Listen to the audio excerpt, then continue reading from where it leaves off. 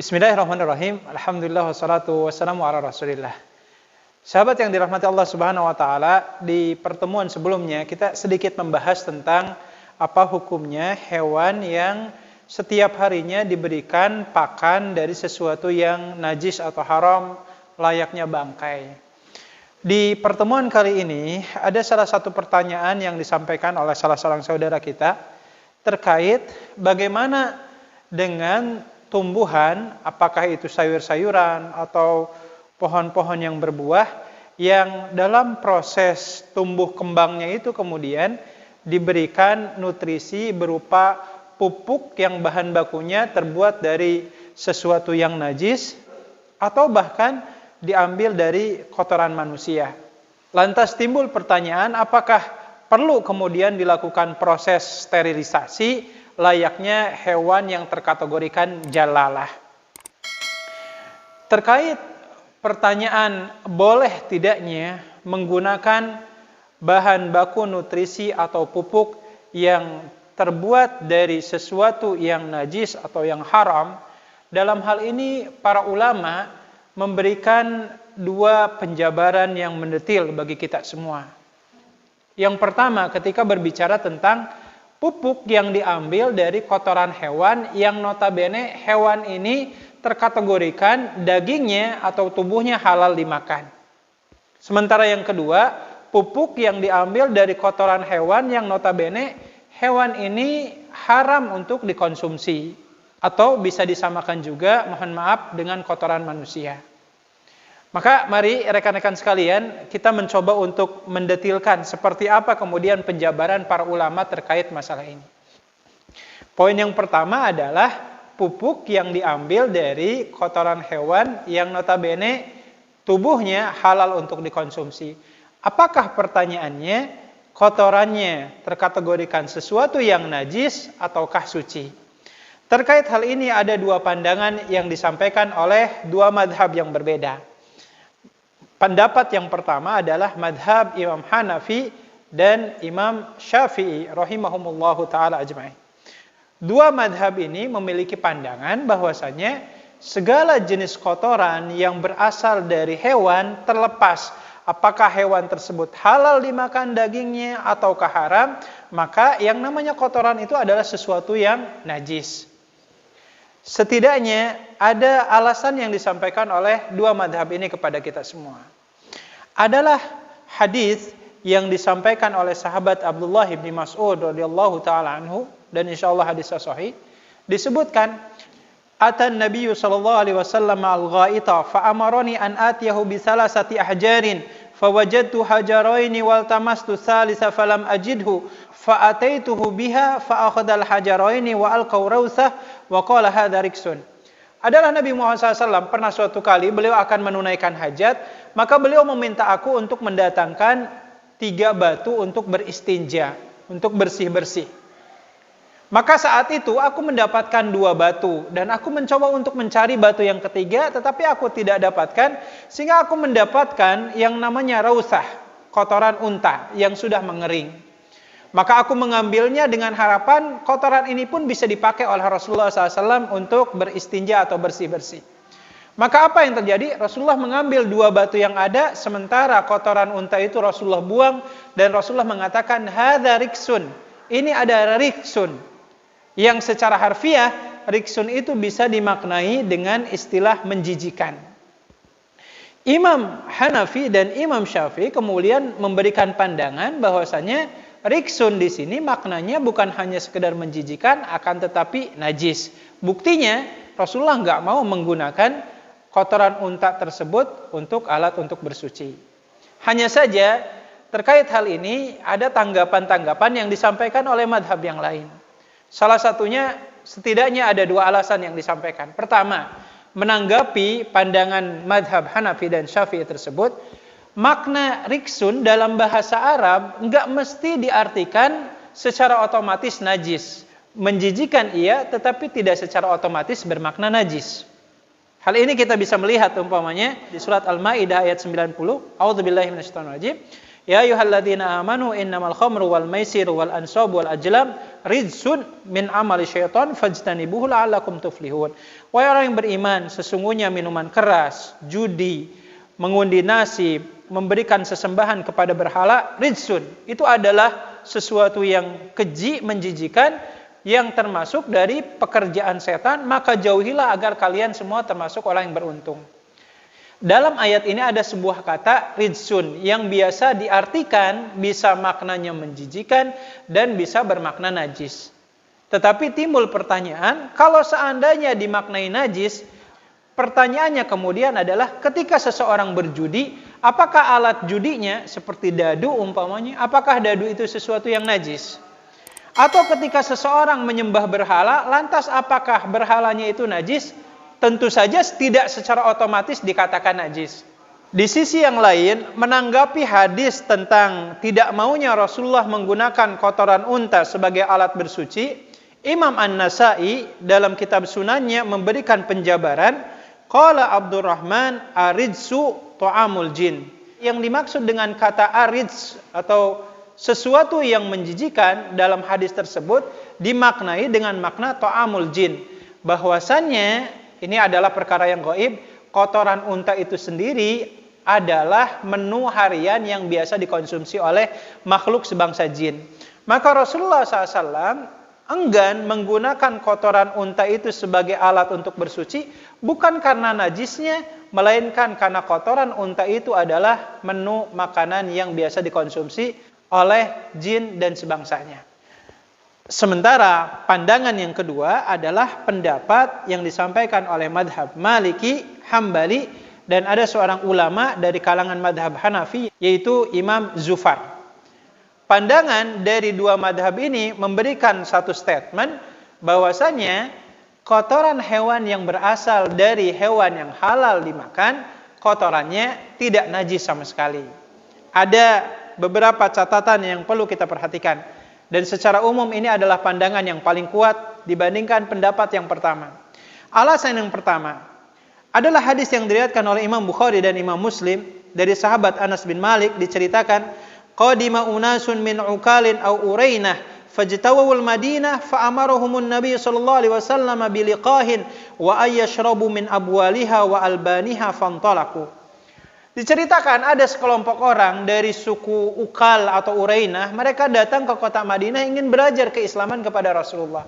Tapi ternyata mereka enggak kerasan dengan kondisi iklim cuaca di kota Madinah.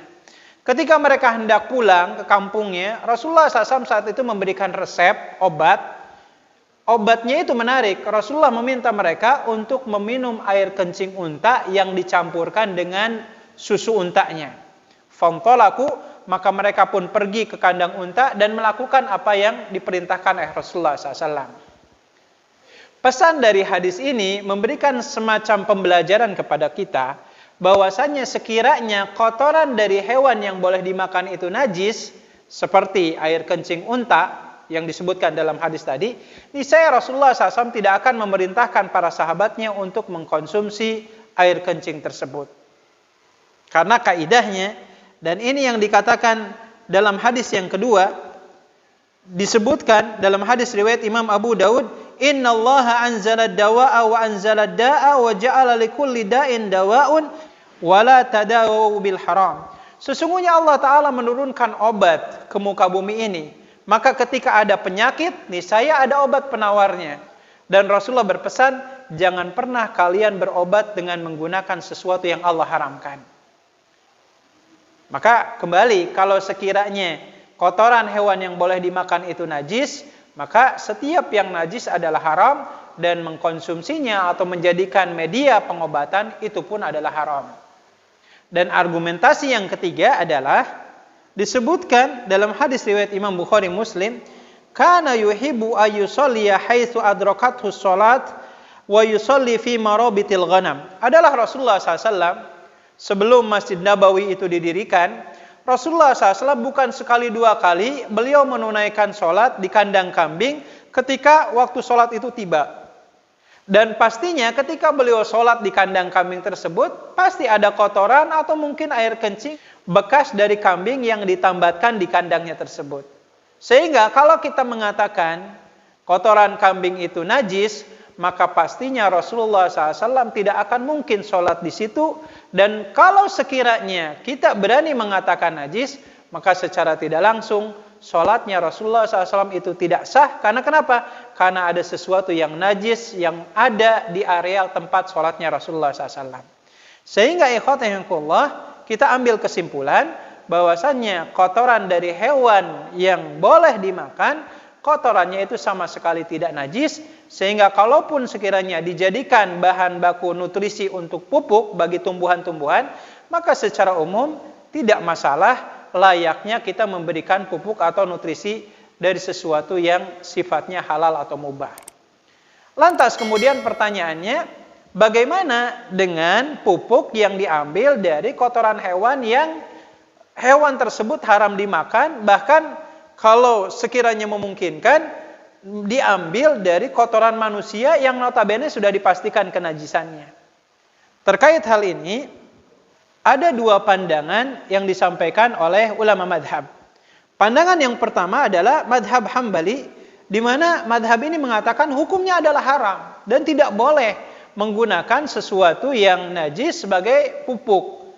Atau kalaupun sekiranya dengan alasan kemadorotan dan tidak ada bahan baku yang lain untuk dijadikan pupuk, maka dipastikan ketika kita hendak memanen sayuran atau buah-buahan yang memang nutrisi pupuknya berasal dari sesuatu yang najis, sebelum dipanen itu dipastikan pohonnya diberikan air yang bersih dulu, nutrisi yang suci dulu, baru sesudah itu selama beberapa hari kemudian hasil dari panen itu kemudian kita petik.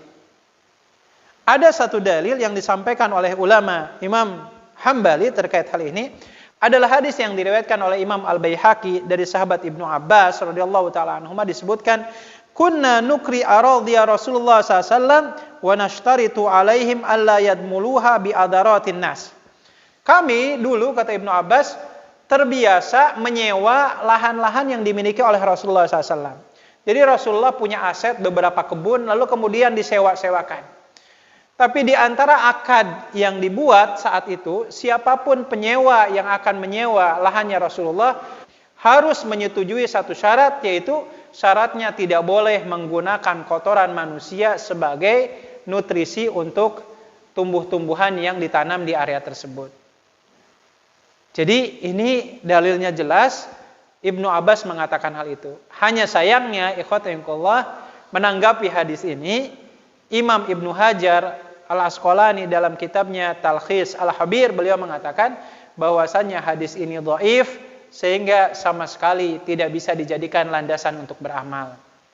Adapun pandangan yang kedua adalah pandangan dari madhab Hanafi, Maliki dan Syafi'i. Ulama madhab ini secara umum mengatakan bahwasannya boleh menggunakan sesuatu yang najis sebagai bahan baku pupuk dan hasil yang didapatkan halal untuk dikonsumsi. Setidaknya ada dua alasan yang disampaikan oleh tiga madhab ini. Dan insya Allah ini adalah pandangan yang kuat. Alasan yang pertama adalah petikan firman Allah Ta'ala di surat Al-Baqarah ayat 29. Allah menegaskan, A'udzubillahi minasyaitonirrajim, huwallazi khalaqalakum ma fil ardi jami'a. Dan dialah, yaitu Allah Ta'ala, yang telah menciptakan seluruh apa yang ada di alam semesta ini bagi kita semua. Termasuk dalam hal ini pohon-pohon dan tumbuhan-tumbuhan.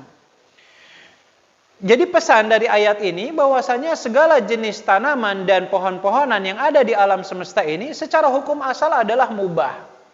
Selama tidak ada dalil yang mengharamkannya. Termasuk dalam hal ini tidak ada satupun riwayat yang mengharamkan untuk mengkonsumsi sayur mayur atau buah-buahan yang sekiranya nutrisi pupuknya itu berasal dari sesuatu yang najis. Tidak ada sama sekali dalil yang menegaskan keharamannya. Sementara alasan yang kedua, ada kaidah perubahan wujud. Maksudnya apa? Suatu wujud barang yang merupakan perubahan dari wujud benda yang lain, maka yang dinilai adalah wujud terbarunya. Sebagai contoh, kalau ada manusia yang berani mengkonsumsi daging babi, yang notabene dalam keyakinan kita babi itu adalah najis dan haram, Maka ketika daging babi itu dimakan, lalu kemudian dicerna dalam tubuhnya, berubah menjadi darah, berubah menjadi daging, tidak secara otomatis kemudian orang yang mengkonsumsi daging babi itu tubuhnya menjadi najis. Jadi yang dilihat bukan apa yang masuk ke mulutnya, memang najis. Tetapi ketika sudah berubah menjadi wujud yang lain, tubuh manusia, darah manusia, maka secara hukum asal, darah dan tubuh manusia itu sama sekali tidak najis. Sebagaimana pula, mohon maaf, kalau ada di antara kita, termasuk saya, mengkonsumsi sesuatu yang halal. Contoh umpamanya mengkonsumsi buah pisang. Ketika buah pisang itu dimakan dan masuk ke perut kita, dan yang baik-baiknya yang dibutuhkan oleh tubuh menjadi darah, menjadi daging, sementara ampasnya, mohon maaf, menjadi kotoran, tidak lantas apa yang dimasukkan ke dalam mulut itu halal dan suci, lantas kemudian apa yang keluar dari tubuh kita menjadi sesuatu yang suci lagi. Tidak. Karena yang dilihat itu adalah wujud terbarunya. Sebagaimana pula tadi, makan babi, babinya haram. Tetapi ketika berubah wujud menjadi darah yang ada di dalam tubuh manusia, menjadi daging yang menempel di tubuh manusia, maka secara hukum asal tubuh manusia itu suci. Sebagaimana pula ketika mengkonsumsi sesuatu yang suci, bukan secara otomatis kotorannya pun menjadi suci. Jadi yang dilihat adalah wujud terbarunya sebagai bentuk perubahan dari bahan baku aslinya. Oleh sebab itu, ketika ada tanaman atau sayuran yang diberikan pupuk dari sesuatu yang najis, umpamanya pohon tomat disirami oleh pupuk yang berasal dari hewan yang dagingnya enggak boleh dimakan, atau umpamanya nutrisinya berasal dari kotoran manusia, ketika disiramkan ke pohon tomat tersebut hingga akhirnya menghasilkan buah tomat, maka yang dilihat itu bukan kotoran manusianya yang dijadikan sebagai pupuk atau nutrisi, tetapi yang dilihat adalah bentuk baru dari yang awalnya adalah pupuk yang berasal dari kotoran manusia, lalu kemudian disiramkan ke pohon tomat dan menghasilkan buahnya, maka secara hukum asal buah tomat dan buah-buahan yang lain hukumnya adalah halal. Oleh karenanya secara umum, ikhwatahillah, ketika berbicara apa hukumnya menggunakan pupuk dari sesuatu yang najis, maka diambil kesimpulan bahwasannya secara umum sah-sah saja kita menggunakan pupuk yang bersumber dari bahan baku yang najis, dan hasil yang didapatkan berupa sayur mayur ataupun buah-buahan itu insya Allah mubah dan halal untuk kita konsumsi. Mudah-mudahan menjadi tambahan ilmu bagi kita semua. Barakallahu lakum walhamdulillahirabbil alamin. Assalamualaikum warahmatullahi wabarakatuh.